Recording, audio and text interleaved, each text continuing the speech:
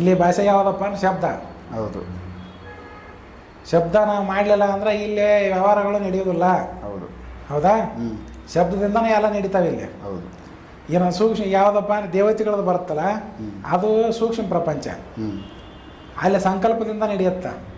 ನಾವು ಯಾವ್ದಾರು ದೇವ್ರ ಫೋಟೋದ ಮುಂದೋ ಮೂರ್ತಿ ಮುಂದೋ ಗುಡಿ ಆಗೋದ ಸಂಕಲ್ಪ ಮಾಡಿದ್ರೆ ಅದು ಅಲ್ಲಿ ಮುಟ್ಟುತ್ತೆ. ಮತ್ತು ಆ ಲೋಕದ ಭಾಷೆನೂ ಸಹಿತ ಸಂಕಲ್ಪ ಐತೆ, ಅಲ್ಲಿ ಮಾತಾಡುವಂಗಿಲ್ಲ. ಸಂಕಲ್ಪ ಮಾಡಿದ್ರೆ ಅವ್ರಿಗೆ ಅರ್ಥ ಆಗುತ್ತದ. ದೇವತೆಗಳದ್ದು ಏನು ಲೋಕ ಐತಿ ಅದು ಸೂಕ್ಷ್ಮ ಪ್ರಪಂಚ ಆದ ಕಾರಣಕ್ಕೆ ಆ ಸೂಕ್ಷ್ಮ ಪ್ರಪಂಚದೊಳಗೆ ಅಲ್ಲಿ ಭಾಷೆ ಸಂಕಲ್ಪ. ಅದರ ಆಚೆ ಕಡೆ ಬರುವಂಥ ನಿರಾಕಾರ ಶಕ್ತಿ, ಶಿವಶಕ್ತಿ ಅಂತಾರೆ, ಓಂಕಾರ ಅಂತಾರೆ. ಬೇರೆ ಬೇರೆ ಧರ್ಮದವ್ರು ಬೇರೆ ಬೇರೆ ಹೆಸರು ಹೇಳ್ತಾರೆ. ಅಲ್ಲಿ ಒಂದು ಭಾಷೆ ಏನಾಯ್ತಲ್ಲ, ಅಲ್ಲಿ ಸಂಕಲ್ಪ ನಡೆಯಂಗಿಲ್ಲ. ಅಲ್ಲಿ ಭಾಷೆ ಮೌನ. ಅಲ್ಲಿ ಭಾಷೆ ಮೌನ ಐತಿ.